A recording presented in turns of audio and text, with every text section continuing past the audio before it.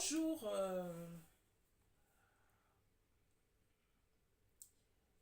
bonjour donc à tous les abonnés, à toutes et à tous les abonnés. Je reviens pour la partie 2 sur notre thème qui est l'éclat de la peau. Comment avoir une très belle teinte. Donc là, c'est la partie 2. Nous avons parlé dans la partie 1, nous avons cité certains, nous avons cité certains, comment on peut dire ça, certaines parties que nous avons numérotées. Et là, nous allons continuer donc, qu'est-ce qui peut nous permettre d'avoir un très bel éclat. Le mot que je cherchais dans la partie 1, c'était hypertrophie. L'hypertrophie, c'est quand on perd de l'eau. Quand on perd l'eau, votre peau s'affaissit, votre peau vieillit. C'est pour ça qu'on demande de s'hydrater. C'est pourquoi on demande l'hydratation. L'hydratation est le premier remède qu'il faut appliquer concernant la beauté. Deuxième chose donc que nous allons évoquer, c'est socio-culturel. Le phénomène, si on peut appeler ça phénomène, mais c'est pas un phénomène, en fait, c'est la partie socio-culturelle. C'est quoi la partie socio-culturelle? C'est votre environnement, les personnes que vous fréquentez, ce que vous faites dans la vie, le milieu que vous fréquentez. Vous allez remarquer, peut-être pas pour tout le monde, que le milieu où on se trouve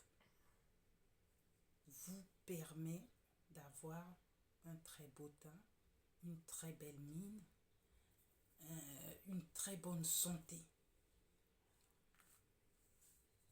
Nous allons évoquer aussi le domaine de la santé. Le teint peut détecter une maladie. Ça peut montrer qu'il y a quelque chose qui ne va pas dans votre corps, dans votre organisme. Vous allez voir, vous allez devenir pâle. Vraiment, il y a quelque chose qui ne va pas aller en vous.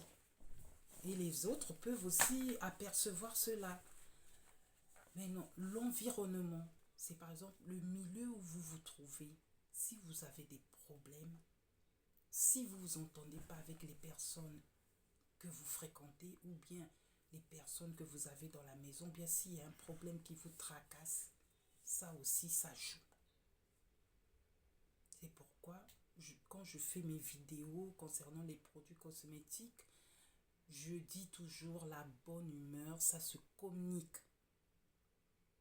Si vous êtes bien dans votre tête, votre corps va montrer ça aux yeux de tout le monde.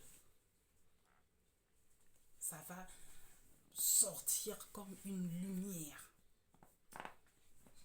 Mais si vous êtes mal dans votre peau, si vous ne vous sentez pas bien, si vous avez quelque chose qui vous tracasse, quand vous allez venir aussi, ou bien quand vous allez vous présenter vers les gens vont tout de suite constater qu'il y a quelque chose qui ne va pas.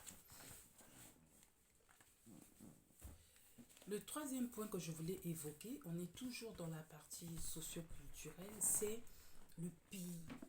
Vous allez remarquer que les personnes qui sont à l'étranger et les personnes qui sont dans les pays sous-développés ne sont pas pareilles. Les personnes qui sont dans les pays sous-développés vieillissent le plus souvent. Pourquoi? C'est un problème de météo, la première des choses. Là-bas, il fait très très très chaud. Ici, dans les pays européens, nous avons au moins 2 mois ou 3 mois où il fait chaud. Mais en Afrique, toute l'année, il fait chaud. Ça signifie chez eux, c'est l'inverse qui se produit. Ils ont 10, 9 mois à peu près de chaleur et 3 mois ou 2 mois de d'un climat tempéré. On appelle ça au pays la saison sèche, mais il fait très froid à ce moment-là. Enfin, nous, au pays, quand on est sur place, on sent qu'il fait froid. Il ne fait pas plus froid que dans les pays européens, mais on sent qu'il fait froid parce qu'on a besoin quand même de porter des tricots et tout. Voilà, il y a ça. Et puis, l'alimentation. L'alimentation du pays, et pourtant, c'est bio. Ils mangent des produits biologiques, des produits frais, des produits sans pesticides. Sans pesticides. Mais il y a le problème des finances aussi qui agit. Au lieu de bien se nourrir, d'avoir par exemple son petit déjeuner le matin, de respecter les 3 repas, d'avoir une vie saine, la personne n'aura pas cette chance-là. Pour les personnes qui n'ont pas de moyens, qui ne travaillent pas, tout le monde n'aura pas cette chance-là. C'est pourquoi vous allez voir, il y a des catégories de personnes en Afrique. Il y a des personnes qui sont moyennement pauvres, il y a des personnes riches et il y a la moyenne classe. Ici aussi, c'est pareil. C'est pourquoi vous voyez, il y a une différence entre les personnes riches et les personnes pauvres. C'est la même chose ici. Une personne qui se nourrit bien, une personne qui a tout ce qu'elle veut, quand elle se réveille, elle a son petit déjeuner à midi, elle a son repas. Quand je dis elle, c'est la personne. Cette personne-là, quand elle va sortir aux yeux des gens, elle aura un autre éclat. Elle va même dégager une autre odeur. C'est pourquoi vous voyez même les personnes qui vivent dans les pays européens, quand ils vont en Afrique, ils se sentent privilégiés. Pourquoi privilégiés? Mais à ce moment-là, on se rend compte que la vie que j'ai en Europe, si seulement je pouvais la voir en Afrique ici, ça aurait sauvé beaucoup de gens.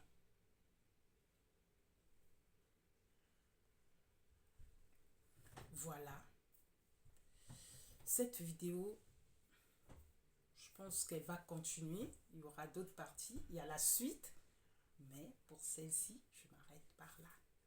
Je remercie toutes les personnes qui m'ont suivi.